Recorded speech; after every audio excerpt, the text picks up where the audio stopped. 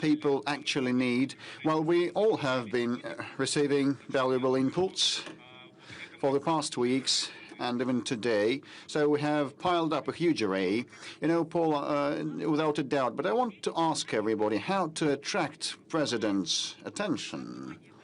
We know that you will struggle to fight for his patience and to attract his patience. I'm moving here. The entire room will be simmering with impatience. And this is a Kokoshnik headwear, a national symbol. Will you please introduce yourself? Yes, my name is Yulia Korotkova, an anchor from Volga 24, and this is from the Nizhny Novgorod region. And it's not only about beauty and feminine character. It's the embodiment of our region, the red color and the hochlama. And the question will be about the prohibition of vapes, a very relevant topic, and we'll have more about that today. And here we can see, what is that? What does this sign say? It says Ichu from the Yakut language. It means cold. So what we want to ask is the energy tariffs question. It is of critical importance because in the Arctic North, well, the Far Eastern increment is operational, but we probably want it to be raised. You all have these placards here, and in past years, people brought huge placards and as if they were at a rally, and one could not see the face of the journalists behind those placards. And afterwards, well, the request was to reduce the size of those placards to A4 format. And here we also have a signage saying Astrakhan, the city of Astrakhan, and this depicts our local fish. So we want to ask a question about North-South corridor and the shallowness of Volga issue that tells on the water and bioresources. So this is the wobbler fish. And here we have media representatives that are very knowledgeable of the moods of people in their regions. And here I can see a girl with Labubu dolls. Why so? I'm not sure where the stress falls, Labubu or Labubu. Why have you brought them? It's TV channel 360, and those Labubu dolls have been a game changer for the St. Petersburg Economic Forum, becoming a symbol, a new symbol. And we invented this trend in early 2025, and we merged them with the faces of our politicians, the Governor of Central Bank, Nabiullina, Foreign Minister Lavrov, and Prime Minister Mishustin. And this is an exclusive Donald Trump in the form of a Labubu doll.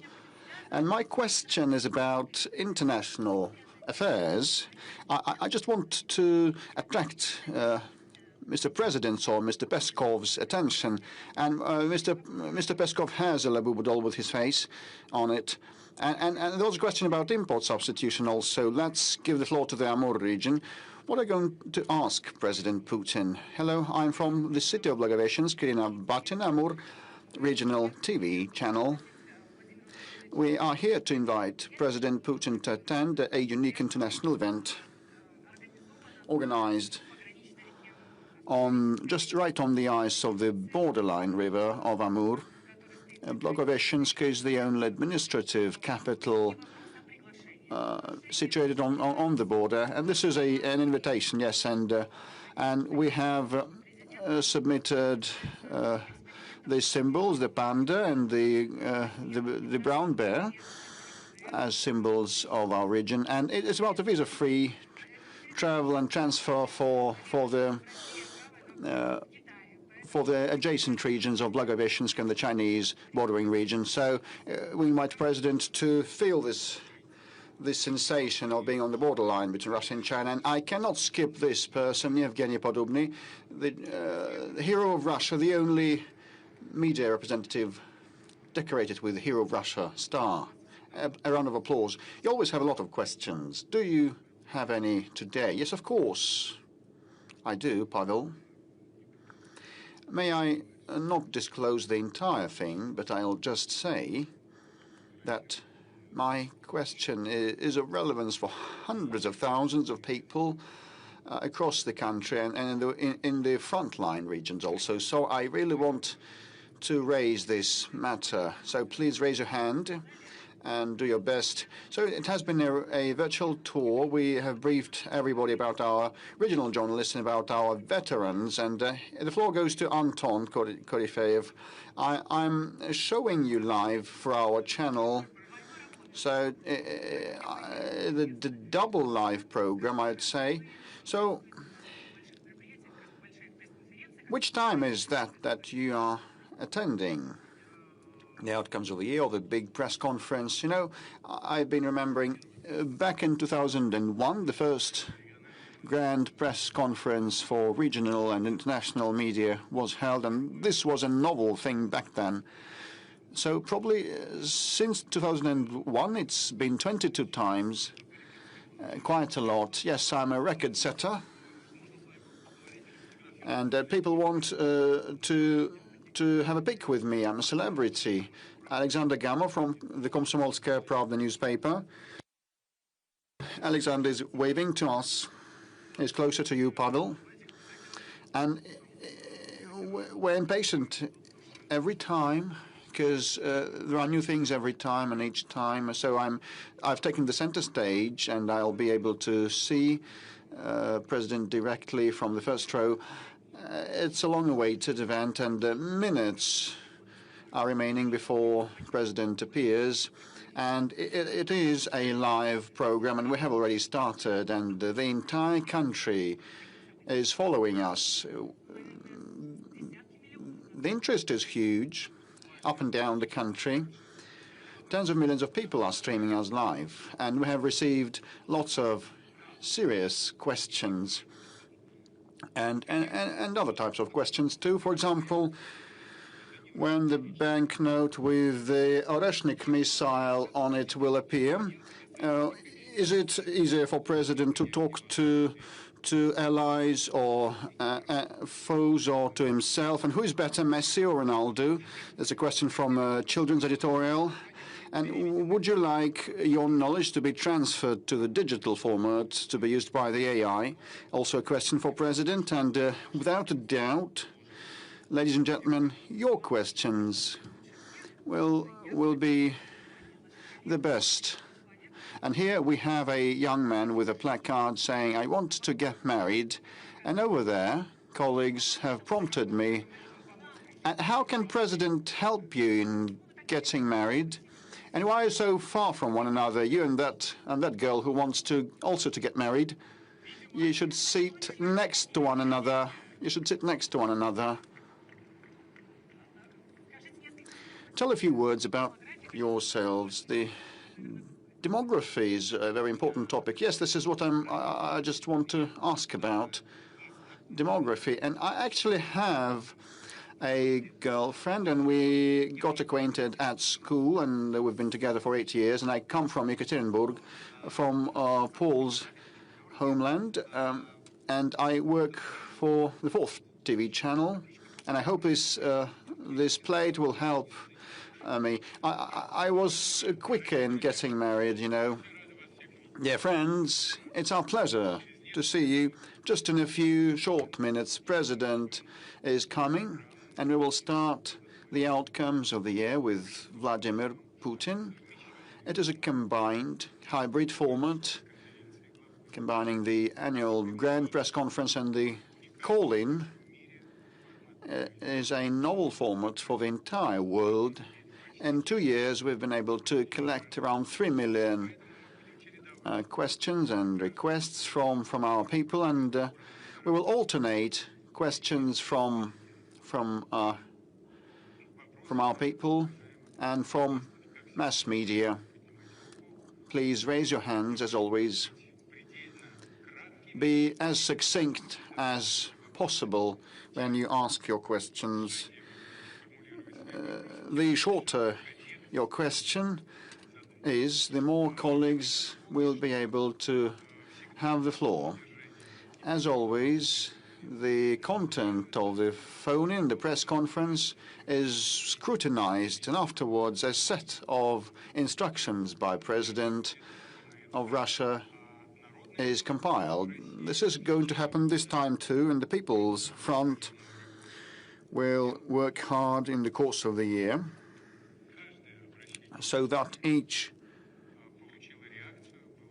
message, each application from our people is analyzed and taken care of, and municipalities and regions and federal authorities will attend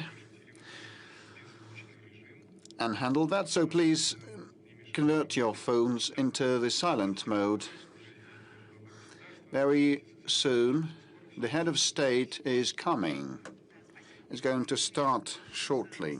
Thank you, Mr. Peskov. I just want to recall a quote by President saying that each law becomes obsolete the moment it is written and enacted, and only direct contact with people helps us being up to date. So this is the biggest asset of this program, direct communication and the opportunity to feel the pulse of time. After calls in, new laws appeared regularly and amendments were introduced, and probably this will happen today too. Once again, People's Front has been of assistance, huge assistance, in processing all the information, all the inputs, as well as volunteers and veterans of the special operation. And when we started the collection of the questions, I just wondered, asking the head of People's Front, you received a huge array of questions. Will you send it down to the instances that shrugged off everybody with formal replies, or will you do it differently? And he said that acute issues will be on special control and supervision and under supervision, and also we have a virtual assistant called GigaChat. And here it comes President of Russia, Vladimir Putin. Please welcome.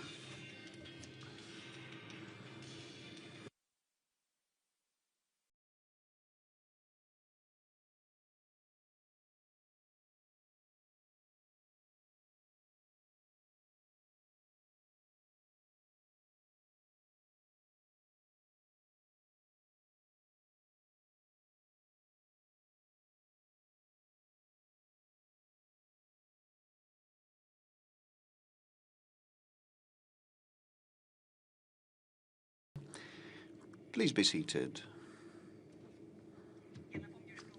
I'll remind you that we will receive the applications and questions until the end of the program. You can either use the phone number 8800 200 40 40, send an SMS or MMS to 04040, or use the social media of contacting the Klasniki, or use the website moscowputin.rf, or use the chatbot on Max Messenger, used for the first time, and this is a very, very popular channel today. Now we have more than 2.5 million questions, and we're about to begin asking President Putin questions. And just a couple of words, Ekaterina and I have sifted through tens of thousands of your questions from all across Russia, from abroad, and of course out of these 2 million questions there are messages from different people. Understandably, many of these topics are overlapping, and we've tried to systematize, to classify the questions, to make sure that we cover the topics that are of relevance to millions of people. And understandably, there's one topic that is of the greatest importance to everyone. There are many issues and questions on social policies, but in the forefront are the issues of peace and war. You've said on multiple occasions that we are okay with how the things are going at the battlefront, but is it going to be peace, or is it going to be continuation, given what Zelensky is saying? So far, we're not seeing the willingness, but let's remember what all of this started from. It was back with the coup d'etat in Ukraine back in 2014, as well as the deception about there being a possibility to address all of the issues via Minsk agreements. But Afterwards, in 2022, when everything was on the verge, when the Kiev regime, the Ukrainian regime, basically unleashed a war in the southeast part of Ukraine, we said that we would have to recognize the unrecognized republics. It would be better if you leave these people in peace and let them leave without Russophobia, without coup d'etat. Just withdraw your troops from there. Back then, they didn't want to do that, and after Istanbul, at first, they basically initialed those drafts, and then they basically threw them in the bin. And this is what we're seeing right now. They're basically refusing to finish this conflict via peaceful means. That said, we are seeing things, and we know there are signals, including from the Kiev regime, indicating that they are willing to engage in some type of dialogue. The only thing, and I would like to say something that we've been saying for quite some time, we are willing to put an end to this conflict via peaceful means based on the principles that I outlined in July last year when I spoke at the Foreign Ministry of Russia. The root causes that brought about this conflict have to be addressed. Mr. President, the situation on the battlefront is changing day in, day out. We know that you follow everything almost in real time, talking to our heroes, to our soldiers, but the situation is changing on a daily basis. Our soldiers are getting ahead audaciously and steadily. As Commander-in-Chief, what's your assessment of the current state of affairs? I've just listened to the report by the head of the General Staff. On the whole, I can tell you that right after our troops expelled the adversary from the Kursk region, the initiative, the strategic initiative, to be more precise, is firmly in the hands of the Russian armed forces. What does it mean? It means that our forces are advancing along the whole line of contact. At some places, they are moving ahead faster, sometimes slower, but everywhere along the line of contact, the adversary is being pushed back. And most importantly, and we started with this, you said, and I said that there were proposals to the Kiev regime to withdraw their troops from those unrecognized, back then they were recognized republics, who didn't want to leave under the yoke of the Kiev nationalists.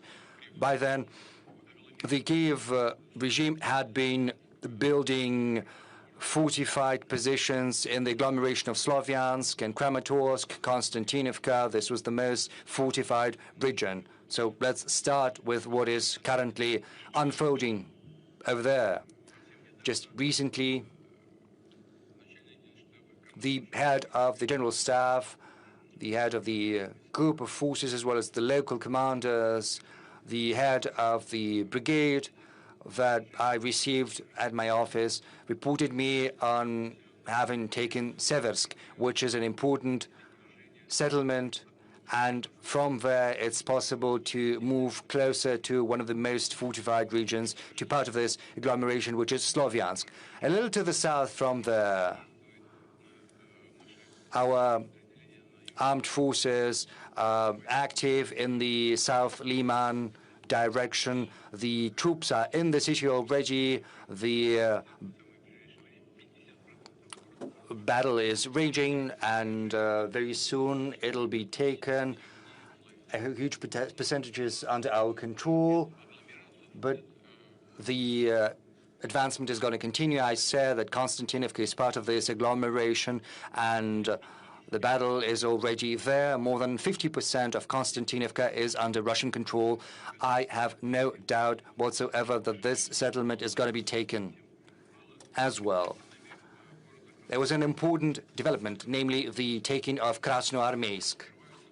Because from Krasnoarmeysk, you know, the competent level of the armed forces will have to make a decision on which direction to take, but this is a very good bridgehead to continue offensive operations. And to the south northeast, there is the city of Dmitrov, which is also an important bridgehead, and it is completely encircled. I think around 50% of the city will have been taken by our forces. By now, the adversary did not get an order or the command to lay down arms. They're trying to break the encirclement, moving in small groups. They're undertaking attempts to take back at least parts of Krasnoarmeysk, in vain so far. The adversary is sustaining significant losses and seeing no success. Another group of Russian armed forces, East Vostok Group, is making great headway across Zaporozhye region, liberating one settlement after another. As you know, currently the battle is taking place in Hulai-Polye. The city is divided by a river into two parts. The biggest is on the opposite part of the river. This barrier has been bridged, and the battle is raging inside the city, but an important part of the group of force of Vostok is moving even further, liberating one settlement after another in Zaporozhye region. Moreover, safety and security zones are being set up in Sumy region, the city of Volchansk, in Kharkov region, as is well known. Currently, several weeks ago, Kupiansk was taken by the Russian forces. So far, our forces are not moving, but they are in control. The thing is, their most important task is to eliminate the group of the forces of the adversary on the left bank of Oskol River and to take another settlement, which is basically a hub, a transport hub, which is Kupiansk-Uzlovoy. There is a group of forces that is encircled there, 15 battalions, 3,500 soldiers who didn't get a command to withdraw either, and they have no chances whatsoever. They are heavily encircled by the Russian armed forces. And once it happens, once our units have completed their task, they will move further west. I'm confident that by the end of the year, we will have seen new successes by our armed forces, by our soldiers, by our warriors at the line of contact. And what about Seversk? What is the current state of affairs? And why was it so difficult to take this settlement? You must have seen, you must have heard the briefing of the head of the general staff, as well as the head of the group of forces, the group of armies, the commander, as well as the head of the brigade that is engaged in hostilities there. I asked him, what's your current take on the situation in Seversk? Are you firmly in control? He said, Mr. President, we are moving even further west. 1.5, 2 kilometers. My brigade has already made that movement in the west, and this movement is continuing. You probably remember there was this briefing on Seversk, and we had a report of the assault group from the spot, from Seversk. If you remember, at the end, I asked them to change their position as soon as possible once the report was over.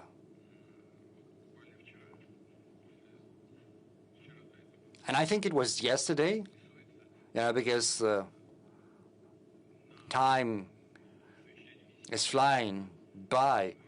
We had a meeting at the Ministry of Defense, and once the collegium was over, there was an award ceremony for our warriors.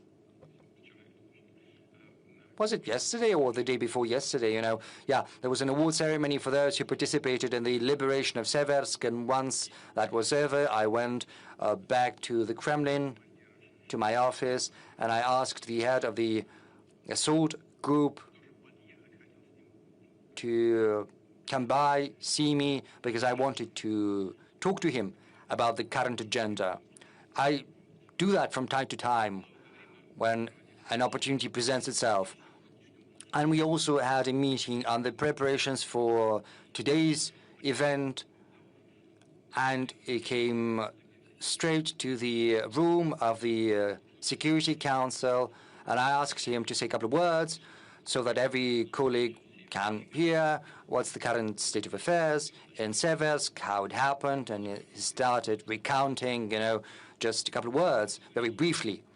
And once he went away, colleagues asked whether we could invite him to the direct line. I said, well, you can ask him, but his leave is not that long, so, you know, we phoned him, and he's here. He agreed. Naran Alexeyevich.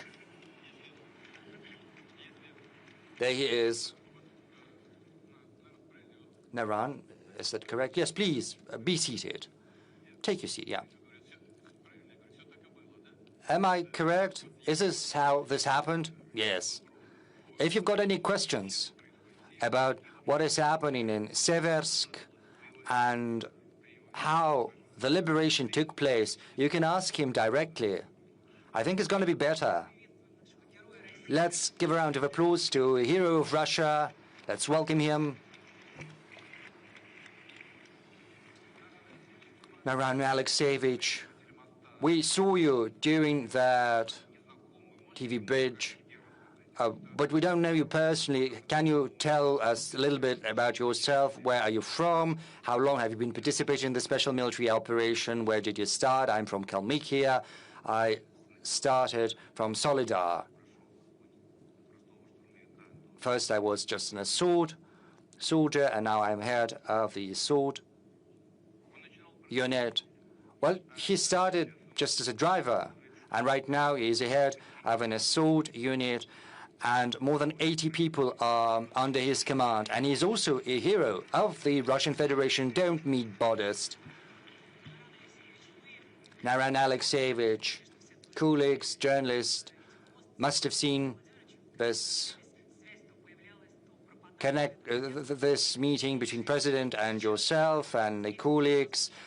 The communication was spotty at best because of the signal. Right now, we've got more time, and could you tell us a little bit about how Seversk was liberated? We would very much like to learn how it happened. Of course, share what you can share, what your soldiers did. I can repeat my question.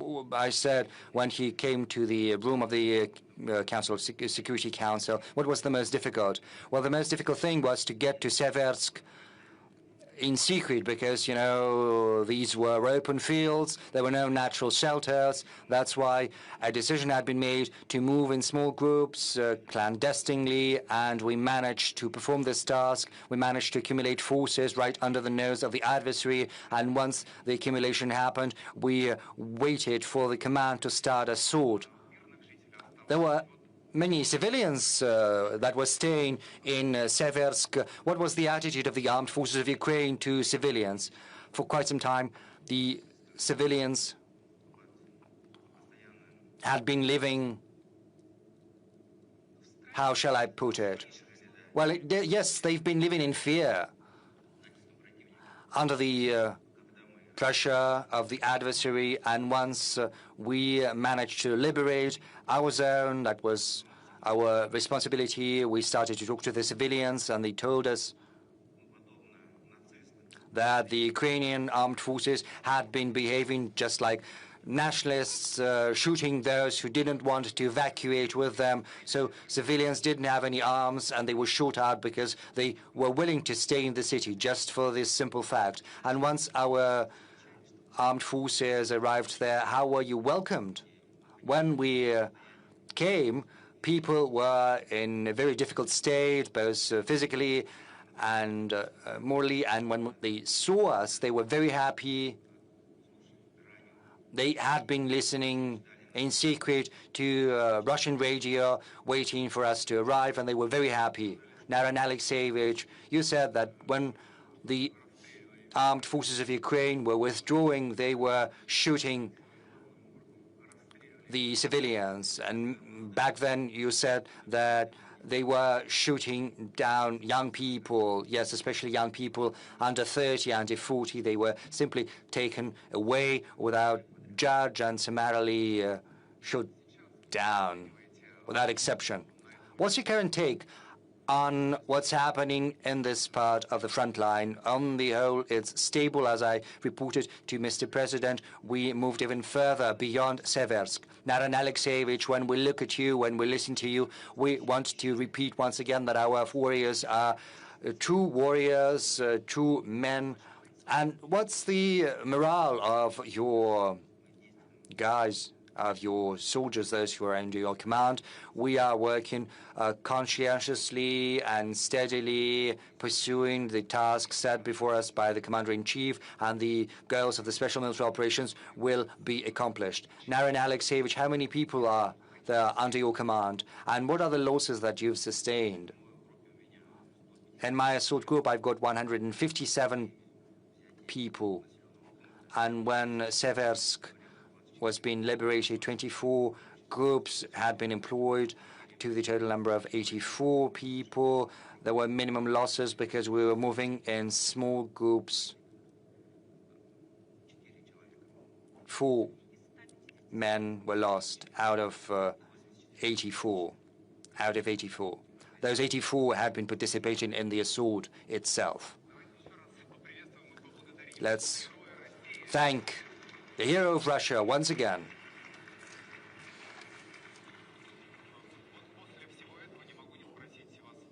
Now that we've listened to all of that, I would like to ask you, just a week ago, Zelensky allegedly made a video next to the steel, there's a column next to Kupiansk. Many thought it was a fake video. Is that a fake? How Zelensky decided to publish that at such an important, crucial moment? Well, I'm not following that, but, you know, following what he's doing. But he's an artist and a talented one to boot, so there's nothing surprising about that. You know, they're saying that this obelisk looks completely different from what it used to. But be that as it may, this obelisk is 1 kilometer or so from the city. Well, why stay at the threshold? Do come in. If Kupiansk is under their control, why not go in the city itself? And you know, there were some women bloggers. They managed to get by. Luckily, nothing happened to them because, you know, the sky is swarming like with flies, but not with flies, with UAVs, and there are UAVs both from the Ukrainian side, from the Russian side. It's impossible to approach that settlement so easily. A time will come once our soldiers have completed the elimination of the group of forces of Ukraine that is encircled in the east part, and then they will turn and go westward. It will be very soon. This is just the question of time, if there are no other problems. As for other fake stuff or attempts or at any cost to return the lost positions as it is done now, and I would like to underline that it is done at any cost. The adversary has no success. The problem is that as a result of active and effective actions of our armed forces, the adversary has suffered really serious losses of strategic reserves, and they have almost nothing left. This is a meaningful component, and this should give an impetus to the Kiev regime to solve all the disputes and to end this conflict peacefully. They almost have no reserves.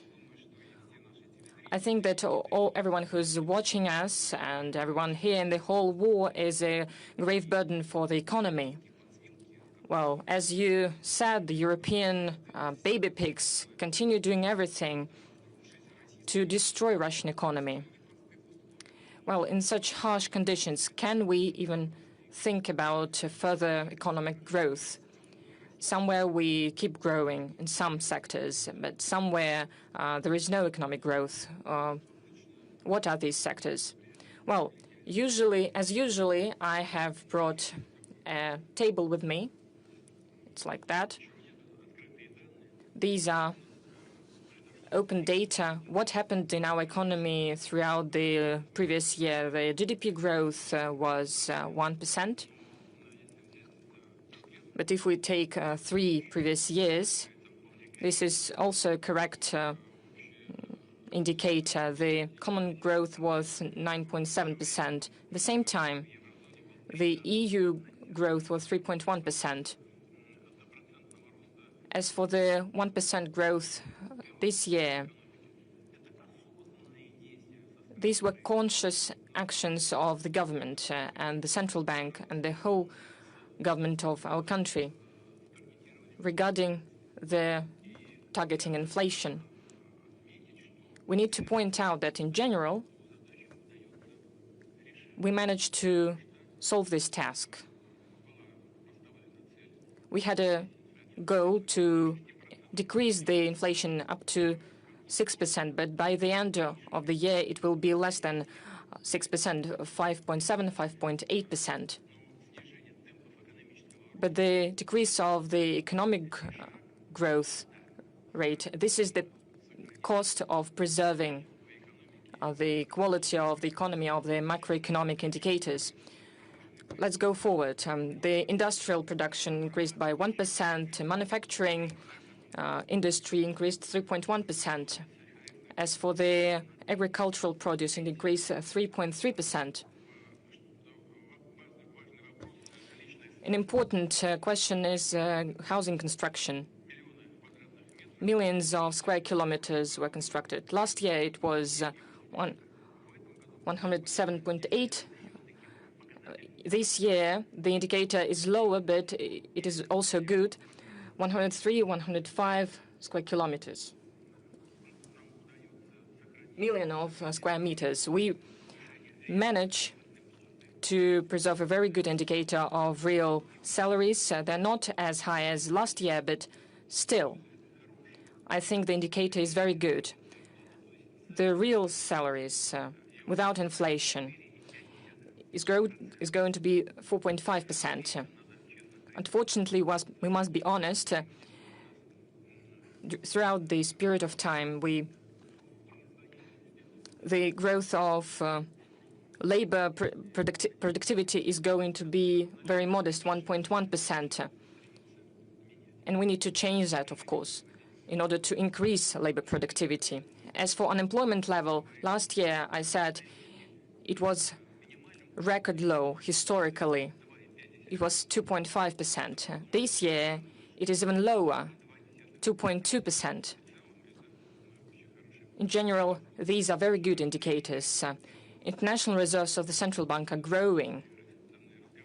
I have just spoken to the governor of the central bank,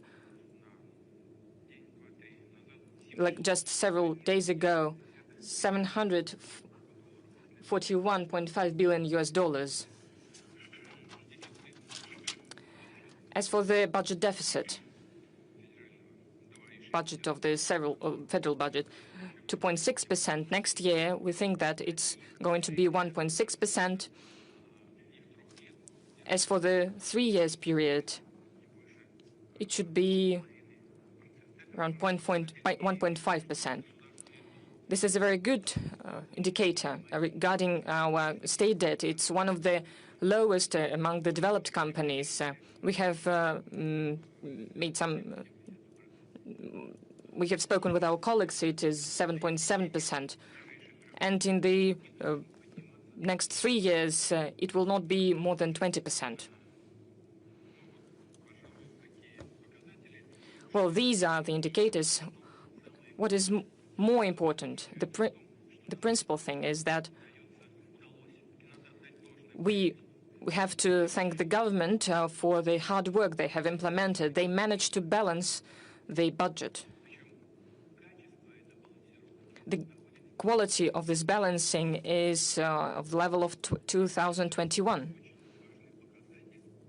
This is a very important indicator of stability of the economy and financial system of our country. It means that we will be able to fully implement the issues regarding the social obligations to the population, also solve development issues regarding national projects. We will reach technological development goals,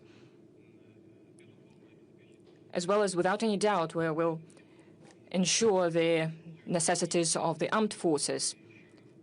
And all of this combined speaks about the stability of the economy and financial system, which is absolutely under the control of the government and the central bank. Well, the journalists would like also to ask their question. Our format is combined. This is a direct line in the big press conference. So let us start, give the floor to the journalists. Let's start with the center, Siberia. Let's start with Siberia, please.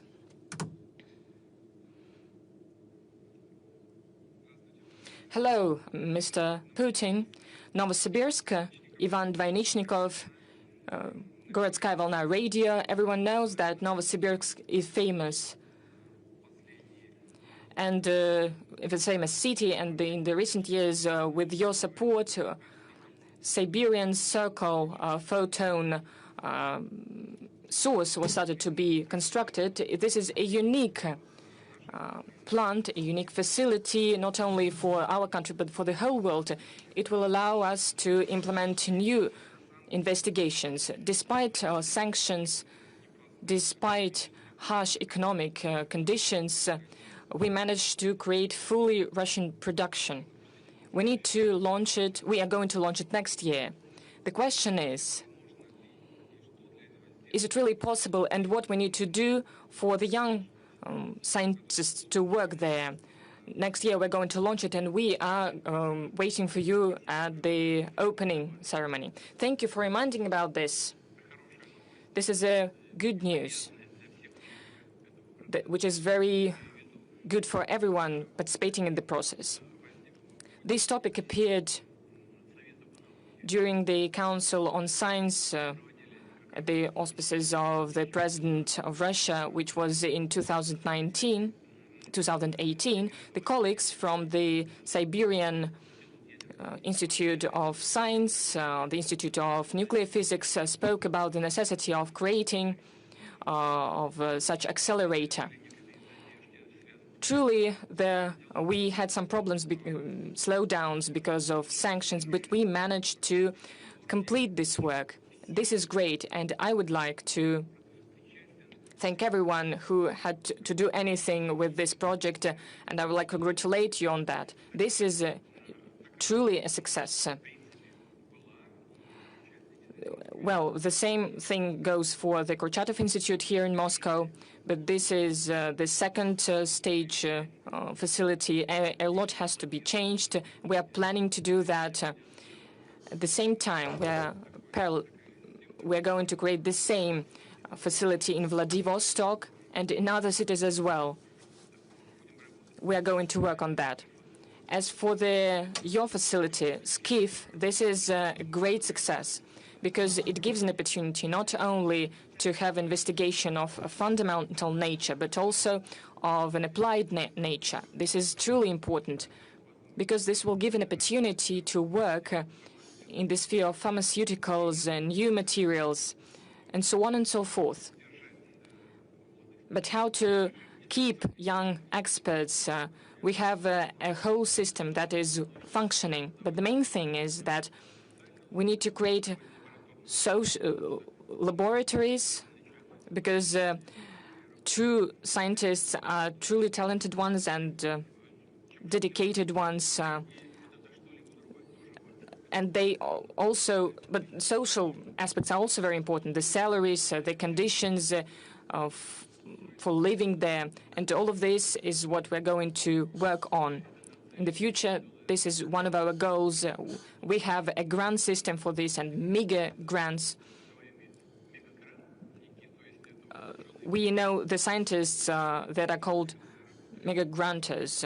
These are the scientists receiving such mega grants. We have raised this issue at one of the meetings with them. So we need to create conditions so that young experts would keep working there. We need to create a horizon for them to be seen, the horizon of investigation, not for 2 or 3 years, but for 5 years or more. And we have already done this, and this allows us to prevent the outflow of stuff. Many people come back. I have personally spoken to such scientists. These are young experts that used to work abroad, but they come back to Russia, to the native land. And our so-called Western colleagues help us very much in this. Why they come back? First of all, there are great laboratories, great opportunities, but one of the main causes is that they are really concerned about their kids. Because it is impossible to send kids to the schools in those countries. Well, we have protection of traditional values on the agenda. And together with the other conditions, they decide to come back to Russia. And there are more and more such people. Well, we'll keep working on all of these tracks. I'll try to come to visit. Let's give 2 more opportunities, or a couple of opportunities to the journalists. Please don't shout. Well, I have the patriarch of the Kremlin pool, Alexander Gamov, please. Alexander, if you have a question, you haven't raised your hand. Yes, please. Thank you very much. Alexander Gamov, radio and newspaper Komsomolskaya Pravda. Mr. Putin, this year Komsomolskaya Pravda celebrates 100 years since the publication of the first newspaper. We have received an order of valiant labors. Thank you for this high praise. We would like to thank you. I would like to remind that the first direct line was hosted by us. But, well, I have a question from our newspaper. I would like to know how now is developing or implementing the program of the Time of Heroes. You were the initiator of this program. Do you follow this project? How people participating in this program cope with their work? Those people who are now working as the leaders of regions, how justified is this program, and how long we're going to have this program? What other postings we're going to see? Thank you. You know, first of all, let's remember the participants of the Great Patriotic War. Those who were fighting in the fronts of the Great Patriotic War came back.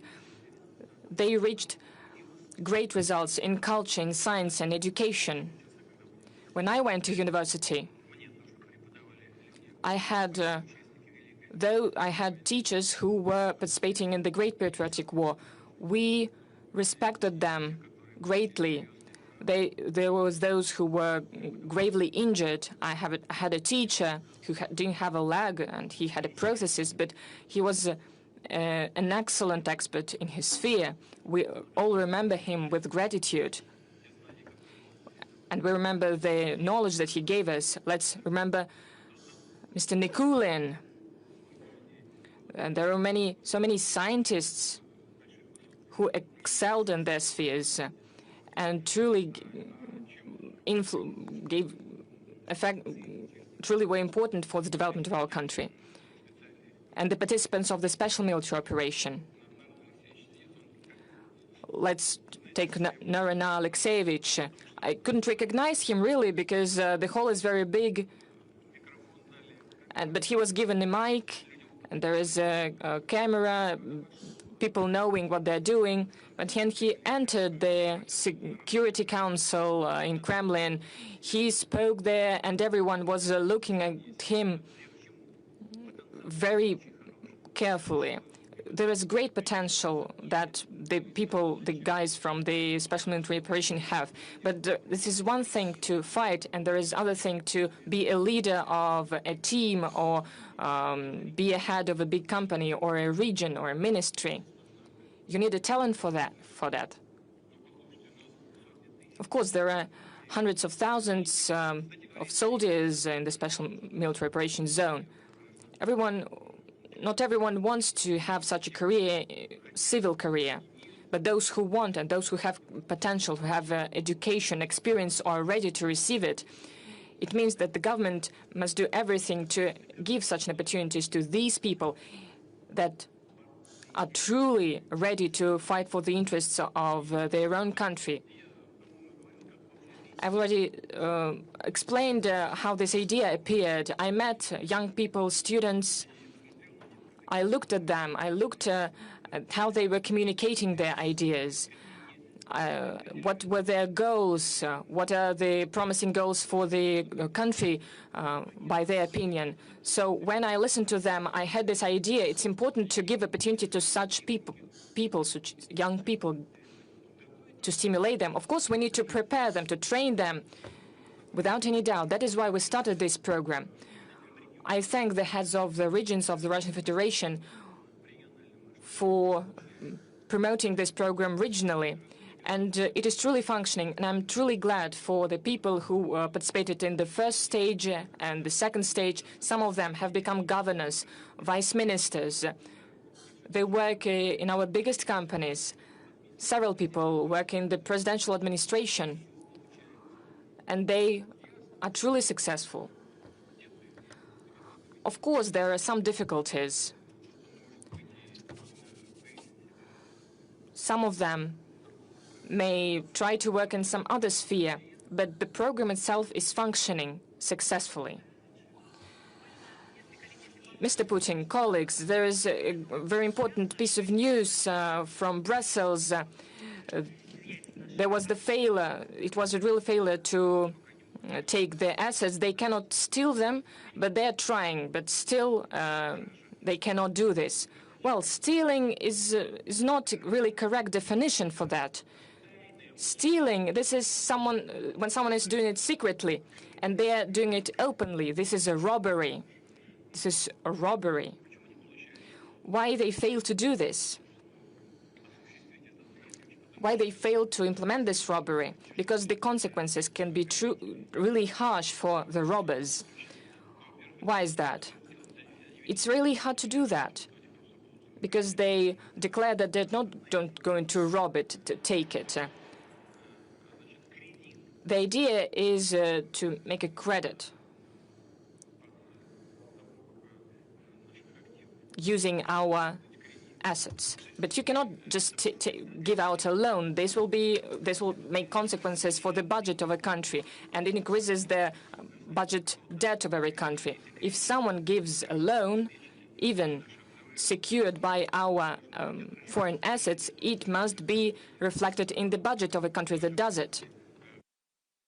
For example, in France, the public debt is 120%, and ours is at 17%.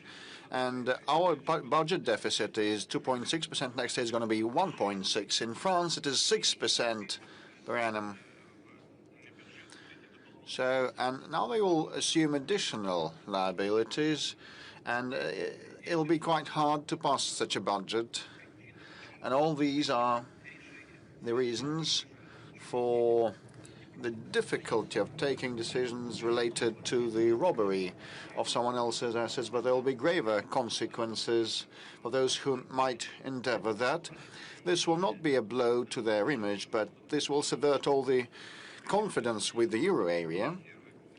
Actually, very many countries store their foreign reserves in the eurozone.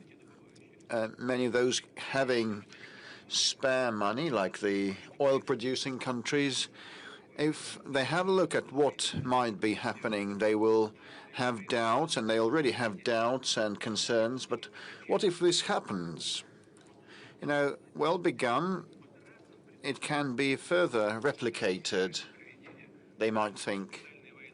Now some people dislike the conduct of the special military operation and the fight against neo-Nazism in Ukraine, and next someone might not like the fight, the struggle with the LGBT movement. And the Muslim countries have stringent laws to this respect, and this might be another pretext for the alleged expropriation of sovereign assets. Why not? And they might find other pretexts. So that will entail image-related losses and direct financial monetary losses related to the contemporary financial architecture. And the main thing is, no matter what they steal, sooner or later they'll have to give it back. And most importantly, we will go to courts to protect our interests. We will do our utmost to find a jurisdiction that will be independent from the political context. Let's come to the room and ask questions from the hall. The road of life, I see the sign. Good day, Vladimir Vladimirovich. I'm from the Common Forum, the Republic of Komi media outlet. And you know that a big chunk of the Republic of Komi and the Nenets Autonomous District are cut off from the mainland, as there is no direct automobile transportation and connection. So there's a dead end of the automobile road, but at the same time, the Syrtevkar, Uhtau, Sinsk, Mar trunk road spanning more than 600 kilometers going through our republic, and that provides for all the year-round procurement for the north and safe traffic for the northern residents. But the bulk of that segment, the biggest part of this segment is in a very deplorable state, and we lack regional funds to repair this road. And Komi has very few federal roads, unlike other regions of Russia. So the proposal, whether this road of life, the only trunk way for the north, can be transferred to the federal property, so that the safe and secure communication with the north is safeguarded. And using this opportunity, I'd like to invite you to the Republic of Komi.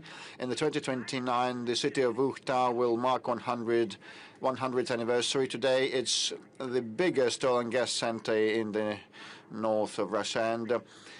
And shortly, Syrtevkar will mark 250 years, thanks to your decree. And if you are able to come to the festivities, we will be so grateful. It's going to be a historic and landmark visit for us. Well, thank you for the invitation. With respect to the road, I'm aware of this problem.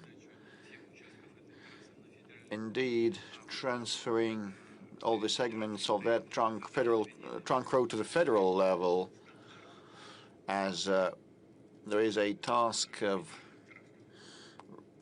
raising all federal trunk roads to certain quality standards, and this is almost complete. And now we are tackling the regional roads quality, but it can be broken down into several sub-issues: the northern procurement and the safety, traffic and road safety. So I cannot promise that we're going to start right away tomorrow, but I'll talk to the government, and we'll find a way to respond and react. But thank you for the invitation. Mr. President, yes. So it's a combined format, it's a hybrid format, so we will we'll receive questions from different sources. Channel 1, the third row, this is our front correspondent. I'm Ilya Super, war correspondent from Channel 1. I have 3 questions hope to be succinct. First is from the battlefield drone operators. All of them thank you for the big number of the assault drones.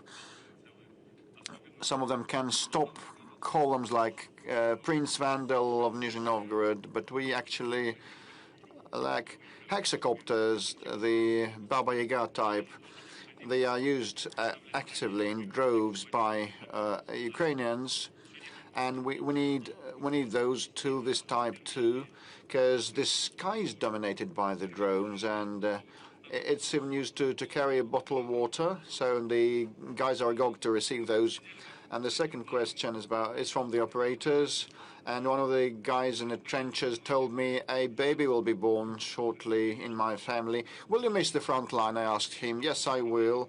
And he will miss the control of the UAVs, actually. So we have lots of UAV operators, and their number is increasing, and they also want to continue doing that in peaceful life.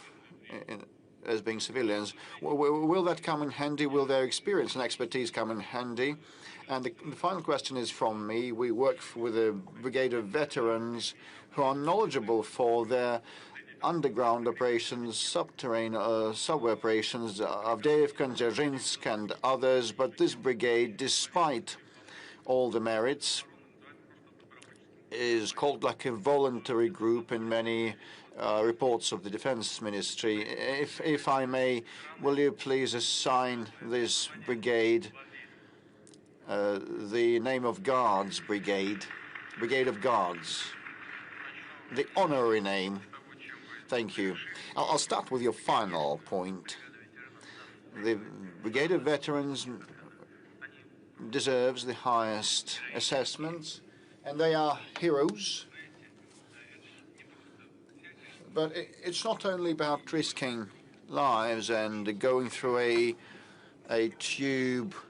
The point is that they are meticulous and hair-splitting and responsible in preparing each operation of theirs.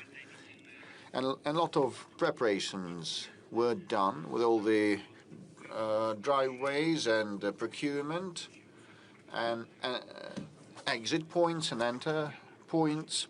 These are heroes, no doubt. And this brigade deserves the highest assessments, and it should be granted the name of a Guards Brigade. I agree with you. Secondly, the point that you started with, that about control of drones. We are lacking heavy UAVs, and this is what the Defense Ministry and the defense industry are getting to grips with, and the Defense Minister personally has been looking into the matter, and he has done a lot, and thanks to him, to a large extent, the situation with drones has considerably improved, and the guys on the contact line now feel that, and will keep supporting our contemporary inventors with a system of grants and support measures. And I'd like to thank our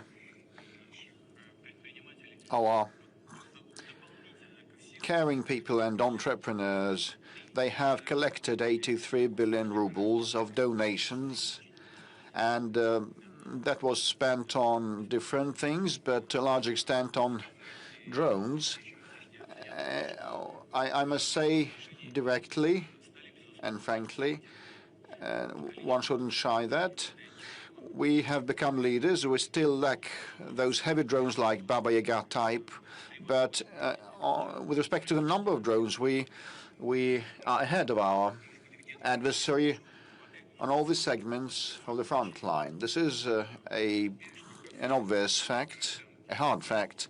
Now, with respect to the civil life application, in order to confirm this leadership, well, this can be confirmed actually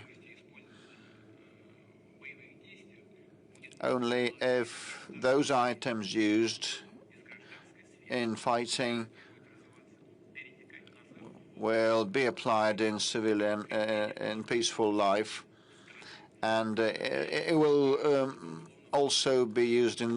There will be the dual use of these items to improve the combat efficiency of our country, and all the delivery of mail and medicines and food will be conducted with the help of UAVs, like the airplane type or small copters, air-based ones. I'm speaking about the UAVs in general, airborne and seaborne, and we are making big headway in this respect, and this will have the support of the government in future. Now, with respect to the fighters on the front line that want to continue doing what they have been doing, well, this is a peculiar thing, because the point is that we continue a good rate of manning, and now we have a lot of volunteers that want to volunteer to the front, conclude contracts to join the army, and they volunteer to defend their motherland and the interests of our people. We just mentioned how the Ukrainian military treat the civilians, and a person told me, when we saw what they did to civilians, we just are agog. We're impatient to move on and finish off this viper.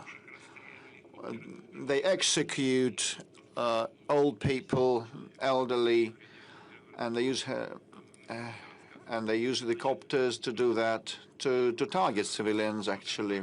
He might be shy because it's the first time that he ends up in such an audience.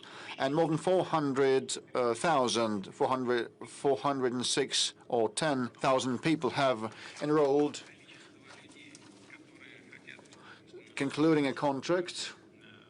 And the number of people who want to do service in this new branch of the army, the unmanned aerial systems branch, is so big that the Defense Ministry has to open a call for that. And there are students, young ones, who take an academic leave to sign a contract and join the army. And they participate, they are eager to participate in this competition, and they want to participate as drone operators. So I can understand the person that you spoke to, but actually even those who come on leave, come home on leave, they continue participating in the fighting because the remote technology allows that. And to follow up on the fighters topic, you said, Mr. President, that it's not a trendy phenomenon, but it's the obligation of the government. So, and we looked through a lot of applications. Paul and I looked through a lot of applications, and GigaChat confirms that this year the number of applications from the fighters and their families is much lower than in the previous year or the penultimate year. So work is underway to assist them, to help them. Still some problems remaining related to delays and the search for the missing. Still a lot is done just in a matter of days. For example, Alexei Gushin from the Lov region wrote to us he was gravely wounded 2 years ago, and he wasn't able to receive a payout of 3 million because not all the documents were available. And finally, the amount was accrued, and one of these days he's to receive the full amount. And the mother of a fallen hero, Lyudmila Orlova from Beloretsk, said that her son lost his life last year and was posthumously decorated with a medal, but she could not receive this medal. And finally, the volunteers looked into the matter, and now the mother has received her son's posthumous decoration. And she tried to get it for a year, and only after caring, attentive, and thoughtful people attended to that, this was resolved. And just yesterday or the day before yesterday, you said at the Defense Ministry College that there is still room for advancement. And now we'll have a look at a video from Kristina from Novosibirsk. Good afternoon. My name is Grebe Kristina. I'm a widow of a fallen serviceman. We live in the city of Novosibirsk, and there are 2 kids left of 4 and 6 years of age. So the question is, currently I would not receive the pension of a fallen serviceman and other benefits. My husband lost his life in January 2024. On the 10th of December that year, I received the death certificate. And, a year passed since then, and we're yet lacking this pension. Can the timeline for consideration of these applications be expedited so that the pension on the grounds of a loss of the breadwinner is allotted on time, should be allotted on time? Christine, first of all, I want to apologize to you for this huge delay of the relevant services, on the part of the relevant services, and in your case it's going to be resolved quickly. But the problem is in existence, and not long ago I had a meeting with Madam Tsivilova Anna, who reported me on the work of the Fund of Fatherland Defenders, and she's Deputy Defense Minister now, and she has told me that still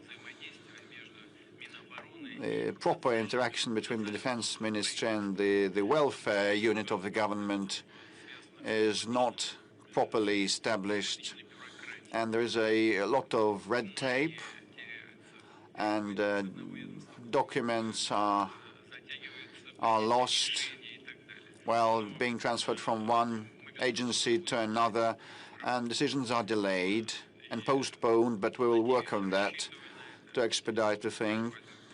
I will definitely keep track of that personally. I'll look into this issue. We should be swifter and quicker so that rid people of additional difficulties, like in your case when they have 2 kids left after the tragedy. But there is also another issue pending, which is obvious from some of the questions received via various channels, and Mr. Peskov has handed me a file full of such questions and applications, the search for the missing servicemen. And in the case of Christina, I hope the problem she's faced with is going to be resolved quite quickly without any procrastination. Now, as for the search for missing in action, this is a topic of particular relevance, and I have to tell you that the Ministry of Defense has taken several steps with a view to addressing this problem. To be more precise, a coordinated center has been set up, which is charged with searching for the servicemen missing in action. Special units have been established in relevant units, and groups, a special registry has been set up as well. And if we look at the beginning of the year and at how things stand today, we'll see that the number of those who were thought to be missing in action has decreased by 50% as compared to the beginning of the year. So there is a 3-time difference. Of course, this work has to continue and it has to be improved. Rest assured, we'll do everything to make sure that the losses are brought down to a minimum. Mr. President, the issue of MIIs is very important. I know that even among our colleagues, journalists, there are family, close friends who were participating in the SMO and who were considered to be MIIs. I think everyone will support you if we'll ask you to give an instruction to make sure that there is a special control, special surveillance of the issues from family. We have to remember about the issue of those who are missing in action and those who have been taken prisoner. Well, the instructions are there, and we're working together with the Ministry of Defense. Let's work with the audience. A couple of questions, several questions from the room, from the audience. Third row of this section, I think the Mir TV company. Yes, the lady in red. Thank you, Mr. Peskov. Good afternoon, Mr. President. Elena Dashkova, Mir TV channel. The issue of phone fraudsters is very acute. What about the measures taken by the government? Have they worked? Do you have any statistics on how we've managed to bring down a number of citizens who've been defrauded by these fraudsters? Yes, we've got some statistics. These measures have worked. They've yielded some results. And I think a lot has and should be done to address this issue. The number of such crimes has decreased by 7%, as the Ministry of the Interior has briefed me, and the losses have decreased by 33%. On the whole, there are some positive results, but I would like to address the citizens of the country. Fraud is still very much an issue, and the more sophisticated our devices are getting, the more sophisticated our life is becoming. Fraudsters are becoming increasingly sophisticated in their turn in the ways they use to defraud the citizens and to swindle them and take their money. So whoever talks to you, whoever is calling you, and given the AI capabilities, if someone starts talking to you about money, about property, just put down the phone. Just put down the phone right away. If someone is talking to you about property or money, not a single word. If banks, or there's someone personally, if you want to address an issue, just go in person, see someone from the bank. I would like to ask you not to talk about money or property on the phone. More questions from the room. I would like to ask the journalists to be as succinct as possible. Yes, we see a young man here, young gentleman, Children's Editorial Office. Good afternoon, Mr. President. My name is Maxim Zakharov. I'm with a Children's Editorial Office. Recently, you said that sometimes you drive a car across Moscow streets incognito, and when you speak at meetings or right now, you are in possession of a treasure trove of information. I would like to ask you how you get this information about what people really need.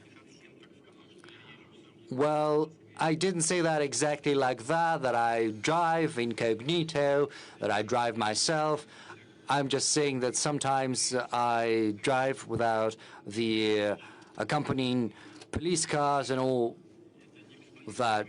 And, these voyages, as it were, are useful.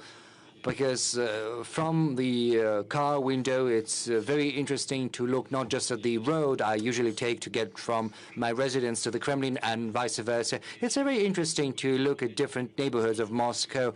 It's interesting and curious to see what's happening around. As far as verified information I get is concerned, I think the most important thing that provides me with that information, well, this is an event like this. Just imagine 2.5 million people have sent their messages and questions to the direct line. Of course, it's impossible to cover all of that and process all of that in the course of these several hours we've got. But, 2.5 million messages. There are about issues that people hold dear to their heart. This will be processed by AI for a year. This information will be processed by my loyal assistants from the Popular Front. This is the front. This is the source of information about what people really need and what they're interested in. And of course, I get information from special services as well as from law enforcement agencies. And I'm trying to use that information not just in an aggregate form to personalize, but also I'd like to see the original documents, and I'd like to meet people, personally talk to them when I have work and visits across the country. It's very important to talk directly to people because it gives a lease of fresh life to what we're doing. You see the needs of the people, and of course, polls by social studies agencies. Of course, people take these polls differently, but mostly these are polls of a professional nature. And of course, sometimes people are not happy with average numbers, with mean numbers, because these figures have nothing to do with what people are facing in real life. But these average data are important because they give us an understanding of what is happening in general across the country. So this is a variety of sources which provide me with a fairly objective picture of what is happening in the country. A couple more questions from the audience. Yakutia, yes, please. Good afternoon, Mr. President. Oleg Kolosov, Saka TV. We represent the coldest place in the world. Right now, the temperature is minus 50 degrees centigrade, The climate is inclement, and in that inclement climate, we highly cherish warmth and unity. 2026 is a year of unity of Russian nations and peoples, and we're all aware that the special military operation is bringing unity. And as a military correspondent, I know that our servicemen are fighting shoulder to shoulder, regardless of their religion or ethnic belonging, and they have this chevron, this shoulder patch. God with us, we're Russian. So what kind of patch would you choose for this year of unity? And next year, we're opening a unique center of epos and arts, and also an arts school that is being built at your instruction. We'd like to take this opportunity to invite you. Yakutia is also known for its cinema, and right now a film is being made about a hero of Russia. So we will look forward to getting your support for this movie, as well as for both for making the movie and also what kind of measures will be taken to support different Russian peoples and nations. We pursue a deliberate policy of supporting different languages and cultures and arts of different peoples living in the Russian Federation. We're doing that via school, via media, via literature. You've mentioned several avenues in Yakutia, and the people of Yakutia are very talented. It's no coincidence that a music school has been built there. I was once visited that, and it's developing. Young people, young children from all across different settlements and towns and cities get together and they engage in creativity. Cinematography has taken off in Yakutia as well. Yakutia is developing very fast. Moreover, Yakutia is also providing us with servicemen which are unparalleled across the world, I suppose. And you've mentioned this film, this movie. We will certainly do everything to support that film once it's released and before, in the run-up to its release. And as far as this year of unity of Russian peoples is concerned, I think this is the right thing to do, especially amid the special military operation, because when a country is faced with such trials and tribulations, it rallies together. And as you aptly mentioned, people, when they are under fire, don't care what religion they profess, what ethnic group they belong to. There's a joke in such situations. If there is a God, and I do not doubt there is a God, but people are divided in different churches, but that may be very well may be so, but we all share common values, all peoples of the Russian Federation. And in the course of the special military operation, that is something that is getting increasingly to the forefront. We can see that. It's apparent and evident. We see that very well. I just remembered, we have just spoken. The reports on the taking of the city of Seversk, you remember I had a commander of one of the brigades in my office during that report. Once the reports were over, the video link was shut down, and I started to talk about the zone he was responsible for at the front line. We spoke about some daily matters, and all of a sudden he tells me, well, I don't feel comfortable because I'm here, whereas my comrade, head of the very same brigade that is fighting shoulder to shoulder, he is back there at the front line. You and I, we're talking about addressing some daily needs, whereas he is fighting, but he's just as good as I am. And I tell him, who is he? And he said, he's from Dagestan. He's from a small ethnic group in Dagestan. He's a genuine warrior, a Russian patriot, as well as a brilliant commander. And I said, it's impossible for everyone to be here. You are here because that the commander of the group of armies has decided, but someone needs to stay at the front line. But I say, let's try to give him a call. I took up the phone, and via military connection, we managed to find that second commander of the brigade. He had spoken about. He was at the command point on site. We spoke, and then I passed the phone to the commander of the brigade, who was with me in the office. And what's interesting? Among men, there's this cool, when they call one another. But, when real officer says that, it's really something special. He says, hi, brother. Yes, men do call that one another, but, when real military commanders say that, this is testimony to the unity of the peoples, nations of the Russian Federation, who will do everything in our power to strengthen this process and to push it forward. Thank you. Another question from the audience before we get back to our moderators.